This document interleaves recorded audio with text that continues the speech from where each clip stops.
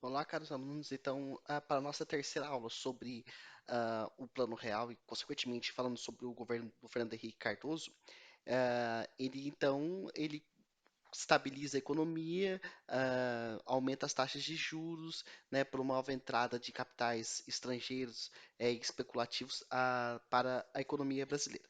Pois bem, o que sucede é que ele consegue a sua reeleição, né, através de uma emenda parlamentar que foi proposta no ano anterior à eleição, que seria a chamada a emenda de reeleição.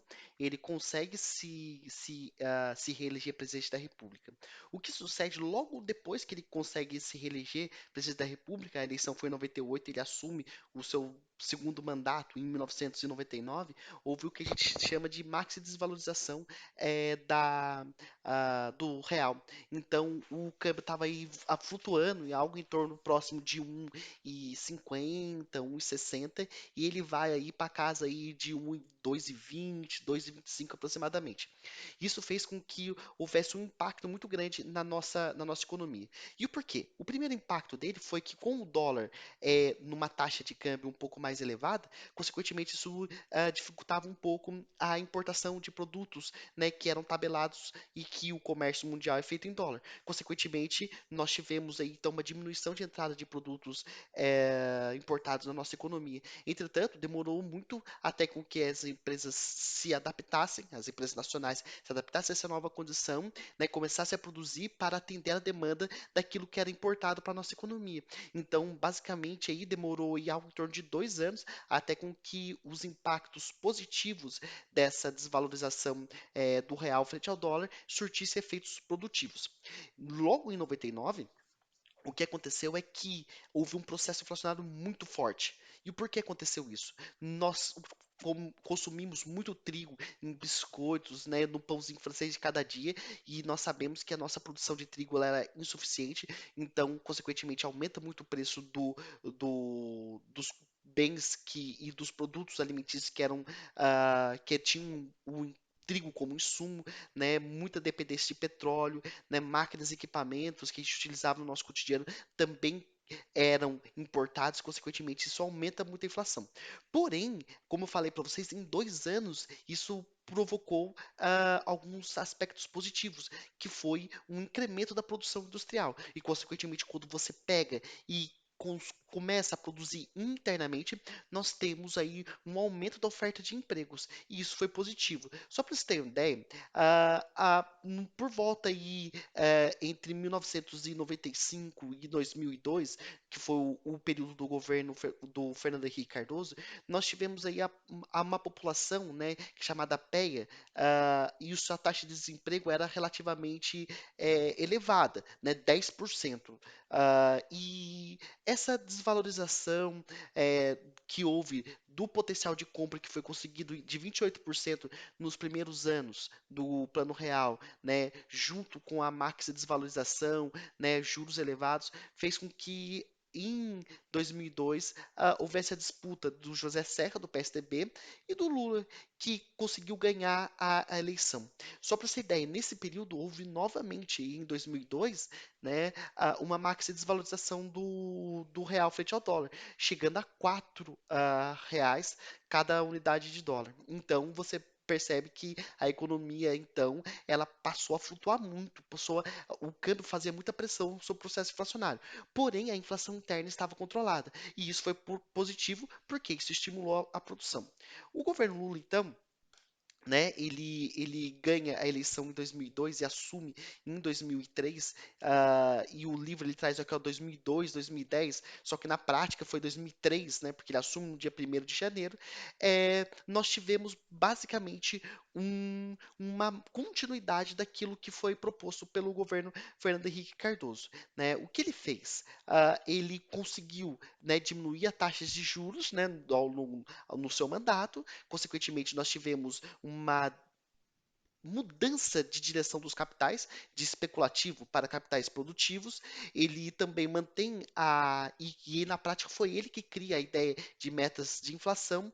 Nós tivemos um aumento do superávit, ou seja, passamos a vender mais, exportar mais do que importar.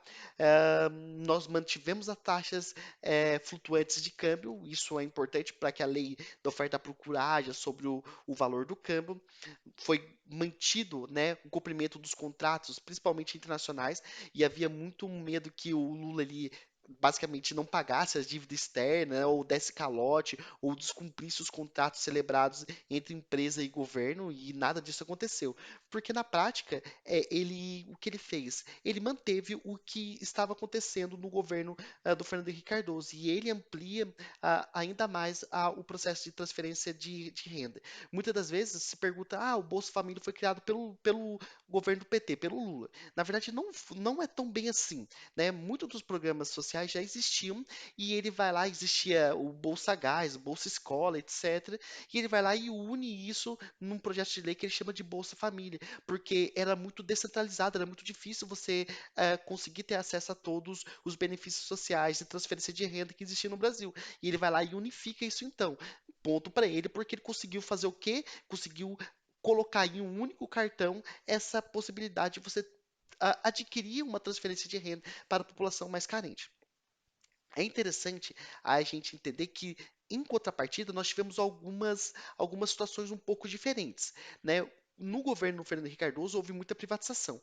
No governo Lula, essas privatizações foram cessadas, né? Aumentou o superávit comercial, ou seja, o superávit continuou se ampliando, e isso é positivo para o Brasil, isso estimula a indústria nacional. Nós tivemos aí, né, aumento ainda, continuação desse processo de transferência de renda para a população mais carente. Eh, o Brasil continua emitindo título da dívida pública e o Brasil ele paga a sua dívida externa no governo Lula. Aí é uma questão muito complicada, porque você vê duas vezes aqui, ó, o Brasil ele paga a sua dívida com o FMI e o Brasil eleva a sua dívida externa. E aí, muitas das vezes, nós pensamos, o Lula foi muito bom, etc. O Lula alugou o FMI. Não foi tão bem assim. O que que o Brasil ele fez no governo do Lula da Silva? Ele vai lá, o Brasil tem um risco país diminui, e aí então a taxa de juros diminui. Então você sabe que quando você quer ter um dinheiro rentável a longo prazo, você compra títulos da dívida pública. A população se sentiu, né? O mundo inteiro se sentia bem confortável de não tomar um calote do Brasil e passaram a comprar título da dívida pública brasileira. O que ele vai? Ele vai lá e paga basicamente uma dívida muito próxima de 378 bilhões de dólares. Se esse câmbio for, né, de US$ 1 para R$ 2, essa dívida aí era próxima de 690, 700 bilhões de reais, isso no último ano do governo Lula, né, em 2010. Porém, o que ele fez é se endividar internamente para pagar o externo. É como se fosse mais ou menos da seguinte forma: eu tenho dois bancos, eu devo 600 aqui e o que eu faço? Tomo do banco A para pagar para o banco B. E aí, então, basicamente, nós cessamos essa dívida de 378 bilhões de dólares, porém, a nossa dívida interna, que é a dívida que nós contraímos com a emissão de títulos da dívida pública, ela passa de 684 bilhões de reais, né? Isso aí no início do governo Lula, para em 2012, já no governo Dilma Rousseff, de 1,9 trilhão. Né, de reais. Isso representa um aumento de 2,7 vezes, né, se comparado a um período de 10 anos, suprimindo a dívida paga. Esse aumento real foi da casa aí de 1,7 vezes, isso até 2012, tá bom? O Brasil se endividou muito mais nos últimos anos. E aí, então, houve-se, né, depois dos 8 anos de governo Lula, uma a sua sucessora, né, que era só então ministra da Casa Civil, Dilma Rousseff, ganha a eleição e ela nada mais faz do que manter a política pública e econômica que foi delineada lá no governo Fernando Henrique Cardoso e Lula.